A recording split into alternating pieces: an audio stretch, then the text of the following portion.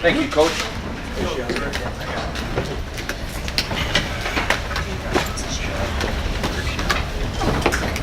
And we will open up on the far right with Austin here. Greg, I don't know how you evaluate it's 68 passes, a bunch of yards, some touchdowns, but then interceptions. I wonder, when you guys looked at it, how you evaluated what happened in the secondary on Thursday night. Well, we got off to a slow start, I'd say. They made some plays on us. In looking at it, it was a group of guys that have played some but haven't been in that role. I was concerned a little bit during the first half, but I was pleased the way they rebounded in the second half. If you looked at it and you got that stat sheet and you saw all those numbers on there, what would stand out to you? The positives with the breakups, the interceptions, or the negatives with the yards? Like, what did you see that would have caught your eye first? Well, as coaches, you always see the negative first, but when you look at the game, there was really a ton of positive things. The defensive line played outstanding. We had, I think, 38 plays of no gain or lost yardage, that's rare. We gave up 3 plays of plus 25 yards or more. You can't do that. That's kind of always the tipping point, those chunk plays. But again, there's some guys out there that, this is Ohio State. It's not unacceptable. But they came back in the second half and didn't allow it, which was the important thing. So hopefully they've got some experience under their belt now, and we can move forward. If I can ask one more, would you have thought that you guys would face 68 pass attempts, and is that maybe a good thing that you get all these game reps for those guys at once? I do think it's a good thing, and I thought it was a very good plan. I mean, we had 5 sacks and I don't know how many hurries and hits, but that guy, he was getting rid of the football. He was not going to hold the ball. You could see he was well coached. It was 5 hitch and throw, 3 hitch and throw. He was getting rid of the ball, and that was a good plan. And early on, it was effective. But later in the game, it wasn't so effective. Second row left, Dan.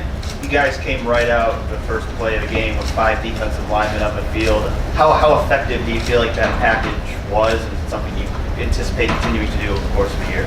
Yeah, I do think, again, you have 11 guys that get to play, and we have 5 guys that we think are tremendous players. And when you roll out a package like anything else, you're practicing more than just that.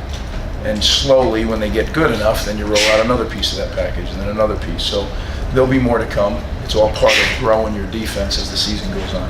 What are the biggest advantages to having that 5th guy on the field as opposed to just 4 defensive ends? I think it's more of who those 5 people are. You get another dominant player on the field is the way we look at it. Second row middle, Tim. Greg, are you at all surprised by how far Malik Harrison has come since he was kind of a late addition in the 2016 class? And I mean, he played like 40 snaps or something against Indiana. I'm not, because I get to see him every day, but I could see how some would be because the perception from outside might not be. But he's an incredibly athletic and large person and runs well, has good body control. He just needs to keep learning the defense, learning how to play at full speed. He's going to be a really fine player. Second row left, Ari. How would you assess the way that Denzel played as a whole? I know that he made a lot of pass breakups and he had the game basically clinching pick, but I think at times, at least in the last 2 games you guys have played, he's been matched up with receivers that are significantly taller than him. I was wondering how that can hinder him at times and how he can overcome a height disadvantage. Well, he has incredible leaping ability. He has really good anticipation. He made a few mistakes the other night. Alignment errors, things that would have taken him out of harm's way. So we just got to clean that up, and I think Denzel will be fine.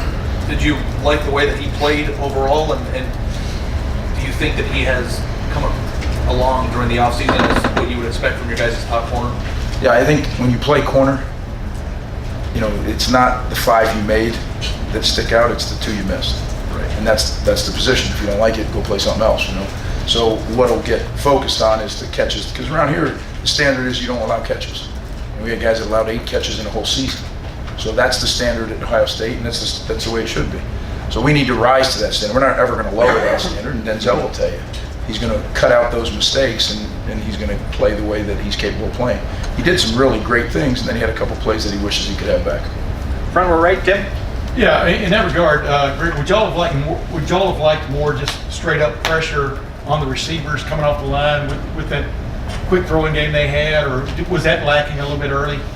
No, it wasn't quick throwing. Don't misunderstand the jam, quick yeah. throwing game. The quick throwing game was vertical shots. It was fades and fade stops. Yeah. Back shoulder fade. So, But I mean, we those were- guys were getting releases is what I was talking about. Well, we were pressing them.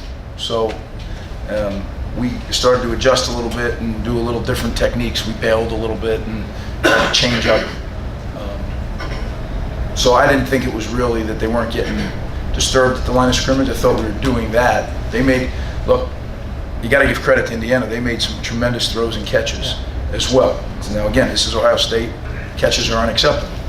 But you got to give your opponent credit too. They have some really good skill guys, and they made plays at times. But as the game went on, we made plays. And I don't know what it was, but in the second half, we played Buckeye defense and Silver Bullet defense. That's what we have to do. Yeah. When you look at this, a lot of people are looking at this game on Saturday night as maybe the best offensive line in the country going against maybe the best and or deepest defensive line in the country. Do you see that also? What tells you their offensive line should be rated in that category? Well, I study them, so I study them all off season, and I study them now in the preparation for the game. They're outstanding. It is a battle of strength on strength, and if such a thing, inexperience on inexperience. So their receiving core is relatively inexperienced. They graduated a lot of their production, and we graduated a lot of our secondary players. So that area is inexperience on inexperience, whereas the front, they have a lot of experienced guys. We have a lot of experienced guys, and I'd say those are the strengths. But it's a tremendous challenge because behind that great line is an electric quarterback, a guy that is you're not going to stop him, but you hope to contain him. Yeah. Well, when you talk about a great offensive line, what is it that stands out about a great offensive line? Is it communication? What is it that just obviously they got some good players, but what sets them apart? Well, don't undersell that. People say obviously it's good players. Yeah, it's good players. That's number one first, like way up here, and then other stuff's down here. But make no mistake about it, they have incredibly talented linemen, and then they're coached well. They have a very good scheme. They get in and out of a lot of different personnel groups. They run similar concepts out of all the groups, but it challenges you as a coach because you have to work on every one of the groupings. So combination of talent, coaching, scheme, all the above. Time for a couple more. Deep in the back, Jared. Hey, Greg. You and Urban obviously share a lot in common. One of those things being you both have kids playing high school football right now. I was just curious about how you're managing that. You've got two, right, at Academy? We do. The way that you try to be involved with them, try to see their games as much as possible with your schedule right now, which is hectic. How do you go about managing that? How important is it to you to be there to support them as they pursue their career? Well, it's very important. It's very important to both of us, and I work for a guy that gives me the latitude to go do that. I'm going to take care of my business, but on Friday nights I meet with the guys, and then I get to go watch my son play, and then get back with the guys. So it's a blessing to be able to do that because they're the most important to me. Are your conversations with them football focused, or do you never talk about football?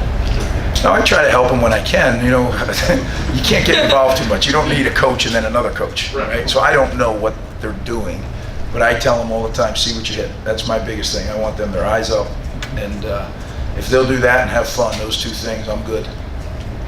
Far left over here, Lori. Coach, could you talk about how much grit Kendall Sheffield would have had to have shown last week, both with his family and the concern he had to have had for them? And then, early on in that game, he probably had some plays that he wanted to have back, but he did make plays like that tip that Jordan Fuller ended up getting. Could you discuss the level of grit that he showed? Well, I think it's a good, I hadn't really thought of it like that, but I think you're right. Fortunately, his family's safe, and they're a little bit on higher ground, but not only family, but extended family and friends and all that. And you're up here in Ohio where it's safe. I'm sure that weighed on him. But he doesn't show much of that. He's a steady-as-you-go guy. And in the game, when they did catch a few on him, he didn't. The thing that I was pleased with is there wasn't any panic. Coach Combs coached them, and they kept playing and played their way out of it. And final questions, front row, Bill. Can you detail the challenge that your secondary will have this week against Mayfield and that passing game? Because you can't necessarily count on the defensive line against their offensive line dominating And it is obviously a very young defensive line, and especially their tight ends are a very big part of their offense. Well, you're right. I think it all starts and ends with Baker Mayfield. He is an extraordinary athlete as well as an extraordinary quarterback. He's got incredible arm strength. And when I say incredible, he can really throw the ball down the field. They do a great job of moving him, because he's not the biggest guy in the world, so they'll move him off the spot, so you're never really sure where the spot is. We have to have a really, really defined rush plan to make sure that we keep him contained and make him throw from containment. He is most dangerous when he has a little bit of space and he can let receivers get down the field, because he has a strong enough arm to go, roll over there and throw it all the way back over there. And you saw it in our game. They hit a touchdown on us last year. So it's all going to be part of that, part and parcel. And you're right, they have an unusually gifted tight end that, he is as much a receiver as any receiver on the field, and they use him as such. So it's matchup issues, all those kind of things. It's a challenge. There's a reason they're a really good team. There's a reason we're a really good team. So it's a great matchup. College football at its best. And, our guys are looking forward to it. I'm sure they are too. And that's why you play them. Great. Coach, thank you very much.